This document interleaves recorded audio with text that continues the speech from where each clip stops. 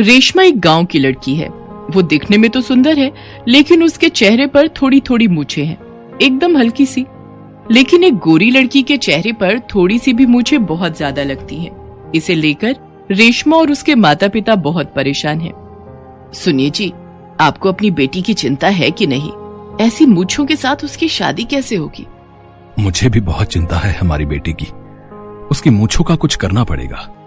रेशमा के पिता उसे लेकर मूछों के डॉक्टर के पास जाते हैं। मूछों के डॉक्टर ये देखकर कहते हैं, देखिए, इसमें घबराने की कोई बात नहीं है। इतनी सी मूछों से कुछ नहीं होता। लेकिन गांव गलियों में ये बहुत बड़ी चीज है। रेशमा जब गांव के रास्ते से चलती है तब गांव के लड़के उसे चिढ़ाते हैं। वो देख, मूछों वाली औरत जा रही है। कभी किसी औरत की मूछें देखी हैं? सिर्फ रेशमा की देखी हैं। रेशमा को बुरा लगता है और वो उस लड़के को भगा देती है। भाग यहाँ से, कुछ काम धाम तो है नहीं, चल भाग। उधर रेशमा के लिए एक रिश्ता आता है, लेकिन रेशमा जब उन लोगों के सामने जाती है तब वो रेशमा की मूछें देखकर भाग जाते हैं। रेशमा को बहुत बुरा लगता है। रेशमा से कॉलेज में भी कोई बात नहीं करता, सभी उससे दूर दूर रहते हैं। उसकी बस एक सहेली है। वो कहती है, रेशमा तू अपनी मूछें मेकअप के सहारे छुपा ले। रेशमा को ये आइडिया बहुत अच्छा लगता है और वो मेकअप के सहारे मूछें छुपा लेती है। कुछ दिन बाद रेशमा के लिए और एक रिश्ता आता है और वो लोग उसे पसंद कर लेते हैं। उन लोगों को रेशमा की मूछों के बारे में कुछ भी पता नहीं चलता। कुछ दिनों के अंदर रेशमा की शादी हो जाती है और वो ससुराल चली जाती है। ससुराल जाकर सभी की तरह वो भी घर के कामों में उलझ जाती है। रेशमा की वो सहेली एक दिन रेशमा से मिलने उसके ससुराल जाती है और पूछती है, सब कुछ ठीक तो है ना? उन लोगों को कुछ पता तो नहीं चला? नहीं नहीं, कुछ पता नहीं चला। लेकिन कैसे? पूरा दिन मेकअप में घूमती है क्या? हाँ, और क्या करूं? सुबह मैं सबसे पहले उठती हूँ और मेकअप लगा लेती हूँ और पूरा दिन मेकअप में ही रहती हूँ। किसी को डाउट तक नहीं हुआ। उसके कुछ दिनों बाद घर पर मेहमान आते हैं। रेशमा मेहमानों के लिए खाना बनाती है और उन लोगों को खाना सर्व करती है, लेकिन सर्व करते समय खाना छिटक कर उसके चेहरे पर लग जाता है।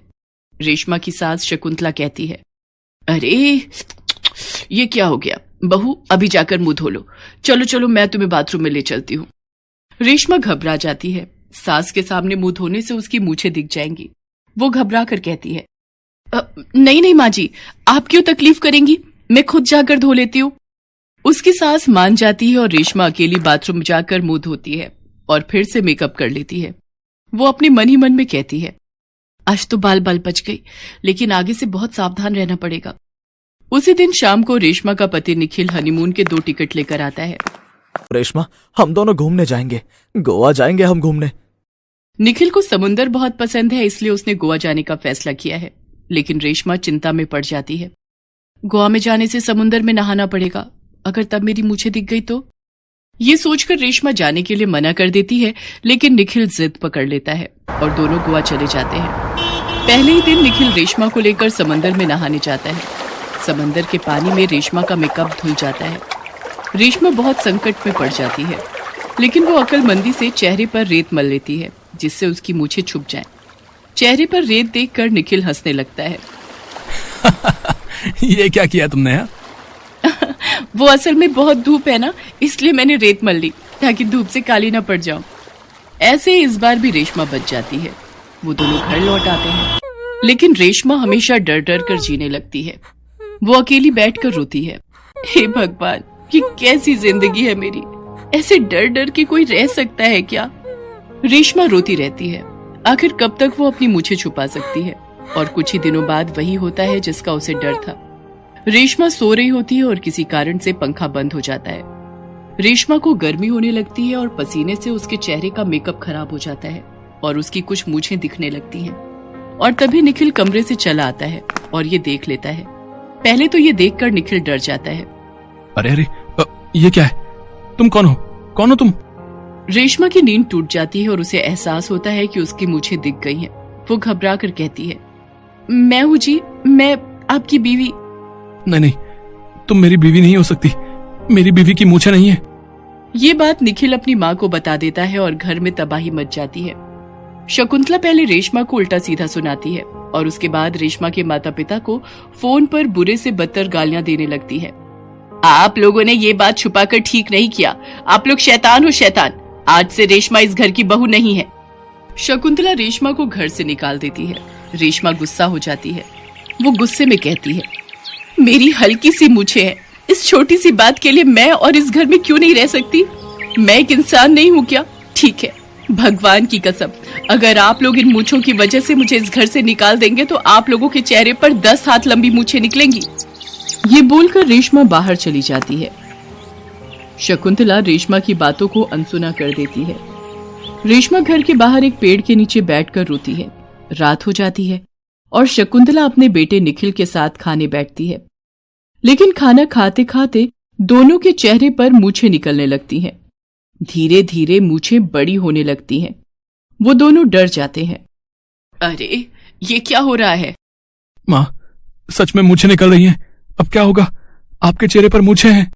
दोनों डर के मारे दौड़ने लगते हैं, लेकिन कुछ होता ही नहीं। मूछें लंबी होने लगती हैं। ऐसे ही सुबह हो जाती है। वो दोनों घर के बाहर निकलते हैं। दोनों को देखकर रेशमा जोर जोर से हंसने लगती है।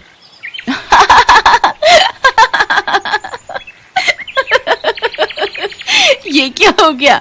आप लोगों के चेहरे पर तो सच में मूछ निकल आई। तीनों डॉक्टर के पास जाते हैं। ये डॉक्टर निखिल के दोस्त हैं और शहर के सबसे बड़े डॉक्टर हैं। डॉक्टर साहब कहते हैं, इसमें चिंता की क्या बात है? आजकल बहुत आधुनिक दवाइयां आ गई हैं। मैं दे देता हूं। कुछ दिन इस्तेमाल करने के बाद सब कुछ ठीक हो जाएगा। तीनों की जान में जान आती है। दवाइयों के इस्तेमाल करने के बाद तीनों के तीनों ठीक हो जाते हैं। तीनों की मूछें गायब हो जाती हैं। इसके बाद शकुंतला और निखिल रेशमा से माफी मांग लेते हैं।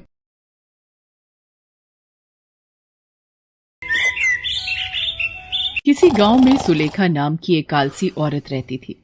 किसी भी काम को करना हो तो वो बस आलस में चूर होकर मना कर देती थी। एक दिन, क्या बात है सुलेखा? पिछले 3 दिन से तुम सुबह दोपहर शाम चावल ही बना रही हो। रोटी तुमने एक बार भी नहीं बनाई। कुछ तो बना दिया ना। मेरे बस में हो तो कोई काम ना करूं। सारा दिन थक जाती हूँ और रोटी कैसे बनेगी? गेहूं ऐसे ही पड़ा है, उसे कोई साफ करे तो मैं उसे पीस कर आटा बनाऊं। तुम्हारे पास तो फुर्सत है नहीं। सारा दिन मैं खुद ही घर में अकेली लगी रहती हूँ। क्या तुमने अभी तक आटा नहीं पीसा? मुझे ही ये काम करना होगा। अच्छा जाओ, जरा एक गिलास सत्तू ही बनाकर पिला दो। खेत पर बहुत गर्मी थी, मारे गर्मी के पसीने बह रहे हैं। अच्छा, गर्मी सिर्फ तुम्हें ही लगती है, मुझे तो लगती नहीं है। मैं भी अभी रसोई में दाल भात बनाकर आई हूँ। अभी बैठी हूँ, बिल्कुल अभी आकर, समझे? एक पल भी नहीं हुआ है और तुम आते से मेरे ऊपर हुक्म चलाना शुरू हो गए। जाओ, जाकर खुद बना लो सत्तू, और हाँ, एक गिलास मेरे लिए भी बना देना, मुझे भी बहुत प्यास लगी है। यह कैसी आलसी बीवी मेरे पल्ले पड़ गई है। जब भी कोई काम कहो साफ मना कर देती है। मुझे सब सुनाई दे रहा है जो तुम बोल रहे हो। अब रात का भोजन तुम तैयार करोगे, मैं हाथ तक नहीं लगाऊंगी।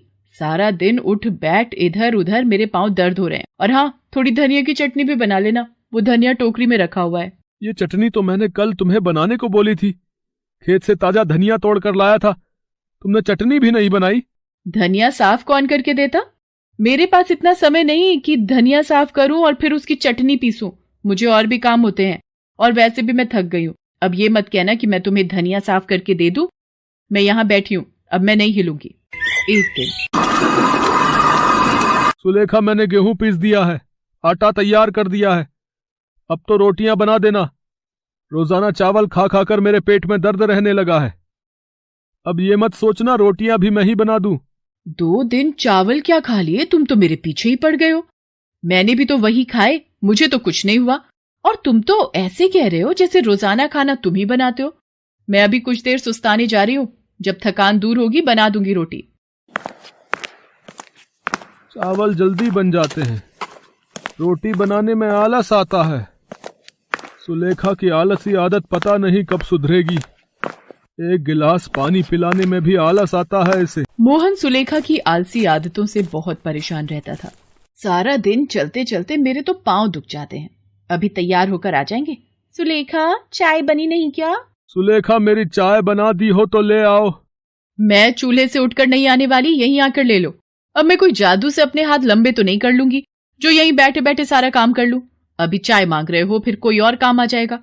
तुम्हें तो लगता है जैसे इधर उधर चलते फिरते मैं थकती ही नहीं हूँ। सुलेखा, एक प्याली चाय देने तुमसे नहीं उठा जाता। तुमने तो हद कर दी है। मोहन काम पर जाने लगता है। बेटा, अम्मा को कोई भिक्षा देगा, बहुत भूख लगी है। रुको अम्मा, मैं अभी अपनी पत्नी को आवाज लगाता हूँ। सुलेखा, बाहर इन अम्मा को जरा कुछ खाने को दे जाओ, मैं खेत पर निकल रहा हूँ। 2 मिनट तसल्ली से नहीं बैठ सकती, फिर उठा दिया। क्या हुआ बेटी, तुम परेशान क्यों हो रही हो? अगर रोटी नहीं है तो मत दो, कोई बात नहीं, मैं ऐसे ही चली जाऊंगी। रोटी तो ले लो, अब मैं इस वजह से परेशान नहीं हूँ। सारा दिन बार बार उठकर इधर उधर भागा दौड़ी करके काम करने से परेशान हूँ। कोई ऐसा उपाय मिल जाए कि मैं एक जगह पर बैठकर ही सारे काम एक साथ कर लूं, तो मुझे थोड़ा आराम मिल जाए। मेरे इतने लंबे हाथ तो है नहीं कि मैं एक साथ सारा काम कर लूं। छोटे छोटे 2 हाथ हैं। आप ही बताओ कितना काम कर लूंगी? अच्छा, तो ये बात है। अगर तुम्हारे हाथ लंबे हो जाएं तो तुम खुश रहोगी, तुम्हारी सारी परेशानी दूर हो जाएगी। अरे फिर तो मजा ही आ जाएगा। अगर मेरे हाथ लंबे हो गए तो मैं तो कोई भी काम बैठे बैठे चुटकियों में कर लूंगी। ठीक है, फिर आज से तुम्हारे हाथ लंबे हो जाएं। देखते ही देखते सुलेखा के दोनों हाथ लंबे हो गए और वो खुशी खुशी घर के भीतर आ गई। अरे वाह, ये तो बहुत अच्छा हो गया। अब मैं इन हाथों के इस्तेमाल से बैठे बैठे घर के सारे काम कर लूंगी। अरे आप आ गए, ये देखो। ये कैसे हुआ सुलेखा? तुम्हारे हाथ तो कितने लंबे हो गए। ये सब उस बूढ़ी माँ ने किया है। सुलेखा मोहन को सारी बात बताती है, जिसे सुनकर मोहन भी हैरान रह जाता है। अब तो सुलेखा घर के सारे काम अपने लंबे हाथों से बैठे बैठे ही कर लिया करती थी और अब मोहन भी उसे कुछ नहीं कहता था। गांव के सब लोगों को पता था कि सुलेखा के हाथ लंबे हैं। गांव के सब लोग सुलेखा को लंबे हाथ वाली बहू कहते थे। एक दिन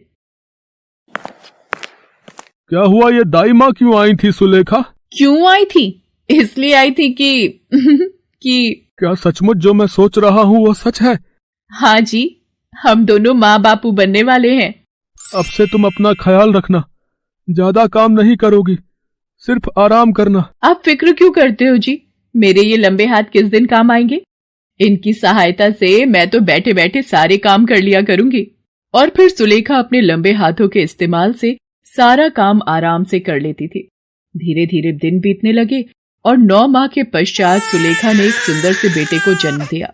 सुलेखा, ये देखो, ये तो बिल्कुल मेरे ऊपर गया है। रहने दो जी, इसकी आंखें मेरे ऊपर ही होंगी। लाओ मेरी गोदी में दो इसे, मैं देखकर बताती हूँ। ये लो पकड़ो। ये तो मुझसे बहुत दूर है, मैं इसे अपने कलेजे से कैसे लगाऊंगी जी? ये तो मेरी गोदी में भी नहीं आ पाएगा। अब मैं क्या करूँ? इन लंबे हाथों के कारण मैं अपने बच्चे से दूर हूँ। मुझे ये लंबे हाथ नहीं चाहिए। सुनो जी, मुझे अपने बच्चे को गोद में लेकर प्यार करना है। सुलेखा फूट फूट कर रोने लगती है। चुप हो जाओ सुलेखा, तुमने खुद ही तो ये इच्छा मांगी थी, अब क्या हो सकता है? हे भगवान, मैं अपना फायदा देखने निकली थी, मैंने सही गलत के बारे में नहीं सोचा। अरे तुम तो आज भी दुखी हो। मैंने सोचा इधर से गुजरते हुए तुम्हारा हाल चाल पूछ लूं। लंबे हाथ मिलने की वजह से अब तुम्हारी सारी परेशानियां दूर हो गई होंगी, पर तुम रो क्यों रही हो? अम्मा जी, मुझे ये लंबे हाथ नहीं चाहिए। मेरे बच्चे को मैं अपनी गोद में नहीं खिला सकती, अपने कलेजे से नहीं लगा सकती। मैं इन लंबे हाथों का क्या करूंगी? आप कृपा करके मेरे हाथ पहले जैसे कर दो, ताकि मैं अपने बच्चे को माँ की गोद दे सकूं। ईश्वर ने हमें जो दिया है, जितना दिया है, हमें उसी में खुशियां ढूंढनी चाहिए। तुमने बिना सोचे समझे लंबे हाथ मांग लिए और अपना फायदा देखा, पर नुकसान नहीं सोचा। हमें किसी भी बात के फायदे और नुकसान दोनों पहलू सोचने चाहिए। अब रोना बंद करो, देखो तुम्हारे हाथ पहले की भांति हो गए हैं। शुक्रिया अम्मा, अब मैं अपने बच्चे को गोद में खिला सकती हूँ। सुनो जी, मेरे हाथ ठीक हो गए, मेरे बच्चे को मेरी गोद में दो। सुलेखा के हाथ पहले जैसे हो गए और बूढ़ी अम्मा वहां से गायब हो गई। सुलेखा को अपनी गलती का एहसास हो गया था। उसे समझ आ गया था कि हर बात के दो पहलू होते हैं। यदि फायदा होता है तो नुकसान भी होता ही है। इसीलिए हमें जीवन में सदैव सोच समझकर ही निर्णय लेने चाहिए।